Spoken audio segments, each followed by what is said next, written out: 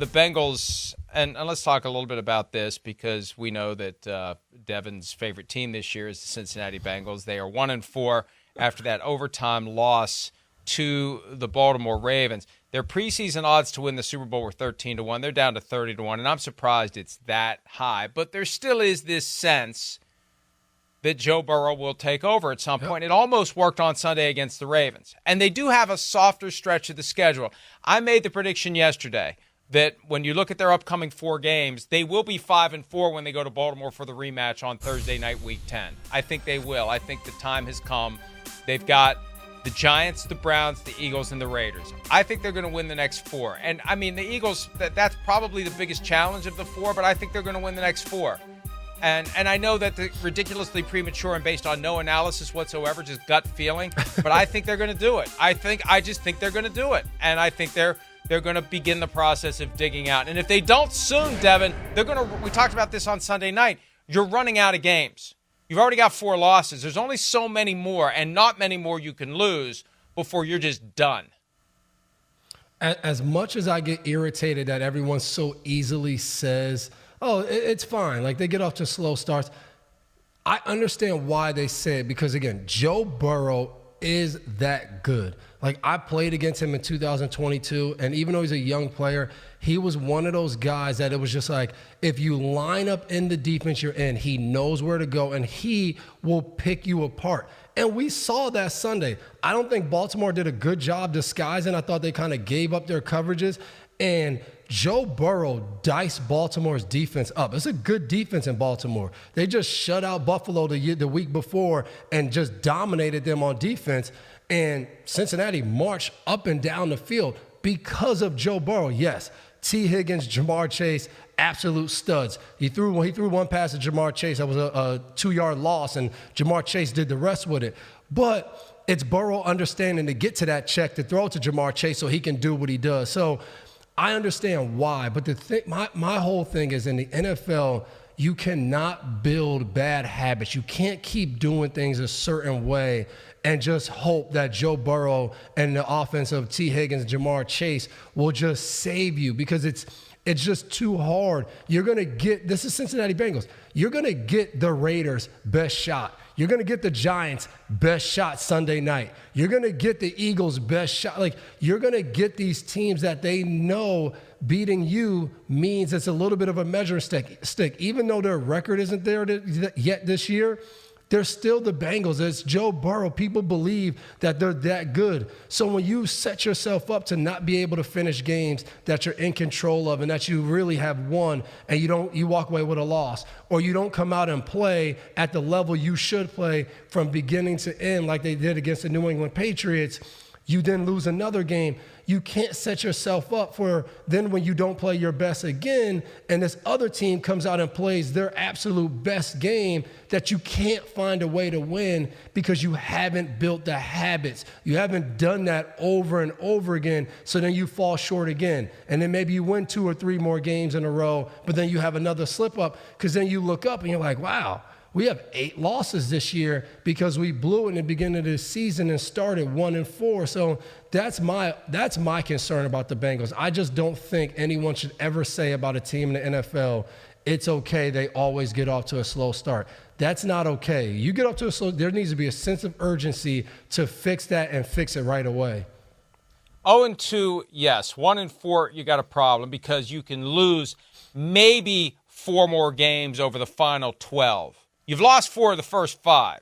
You can only lose 4 at most of the final 12 and get in. At most, we still don't know with 17 games and 7 playoff spots, but it seems like 9-8 is the absolute minimum to even have a chance to get in. Here's Zach Taylor, coach of the Bengals, on his team's latest slow start, which is extended well beyond week 2.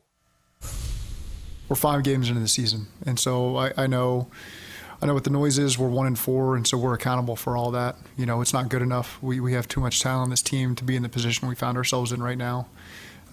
But all we can do focusing forward is how do we beat the New York Giants? How do we have a great week? How do we get back on the winning track? You just look around the AFC, and there's plenty of opportunity there moving forward, and we just need to take advantage of it. We need to be the best version of ourselves, which we have not been yet. We've lost on a walk-off field goal now twice, and So we have to do more to take advantage of those opportunities, and I got to put us in a better position. Really, you look at it, there's a lot of talent on the team, and as the coach, you got to find ways to maximize that and make sure we're working off with wins, and I haven't done a good enough job of that.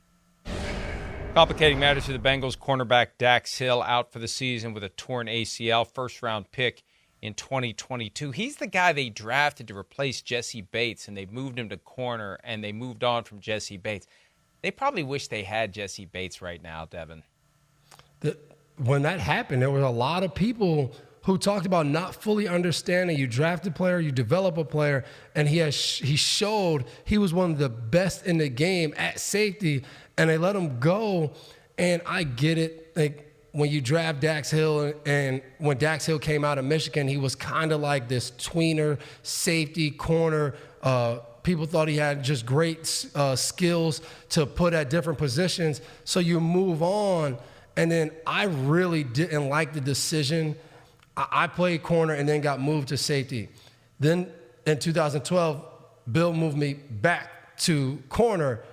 That is one of the worst feelings in the world, to go from playing safety where you're off the ball, you're a little bit 15 yards back, reading the quarterback, and then you're right there playing man-to-man on every snap, or you're 4 yards, 2 yards away from a guy at corner. It's just, I hate to see that. I just think if your defense and your secondary needs to take your starting safety and move them to outside corner, you're probably in pretty bad shape. So last week, they seemed to move him back inside more. He played a lot of nickel corner, and they put Turner outside at the outside corner more. But now you lose him. And this is a secondary that already was struggling. So some people might say it doesn't matter because they haven't been able to do a good job in the run game or in the pass game. But to lose him, but again, I thought Taylor hit it on the head. It's 5 games into the season. There's no more of like, well, that just happened then. Like, this is who we are, guys. Like, we have to change what we're doing. We have to change who we are. We have to go and have a mindset in practice. This is what we need to do, because we keep making this mistake. We need to rep it over and over again, drain it, drill it into our brains that we can't let this happen. We can't have bad hold at the end of a game when we go to set up a kick. Like, we have to just have a sense of urgency. And I think one of the things they can do in every single period, cut down your mistakes. That is a game, right? You go out there and you practice. They have an offensive period, a defensive period, a special team period. Each time, let's walk away with a limited number of mistakes that anybody can make. Because right now, this guy gets to make a mistake, that guy gets to make a mistake, and then you look up, it's like, well, we've made 15 different mistakes by 15 different players, which ultimately leads to a loss. They have to cut that down, and it starts in practice with them. And look, I'd be remiss if I didn't point out the fact that just like the Cowboys and their sluggish on offense, although they're starting to come around, the CeeDee Lamb holdout was a cloud over the team that was unnecessary, that was avoidable. Set your deadline earlier, get your deal done, get your player in. The Bengals had the Jamar Chase thing that hovered over them all throughout camp, all throughout the preseason, into week 1. 90 minutes before kickoff, we didn't know whether or not Jamar Chase was going to play in that week 1 game. And then he was upset, rightfully so. He thought they weren't being truthful with him about what they intended to do. And cheapness is the common thread between the Cowboys and the Bengals. That's how it can. There's never going to be a bright line, but I think if you get it, you know. And you're looking for reasons why the team hasn't gotten off to the start that it needs to. When you have factors like that, that becomes something you can point to and say, well, maybe these distractions, these issues, this acrimony, that it's just set the – you need to have the right mood. You need to have the right atmosphere to get off to a good start. Look at Washington. They're talking about how great the culture is and how everything's just falling together. You need that. And if you don't, you get yourself into a hole that you can't get out of. Hi, it's Mike Florio. Thanks for watching PFT on YouTube. Hit subscribe for the latest news and analysis from Pro Football Talk.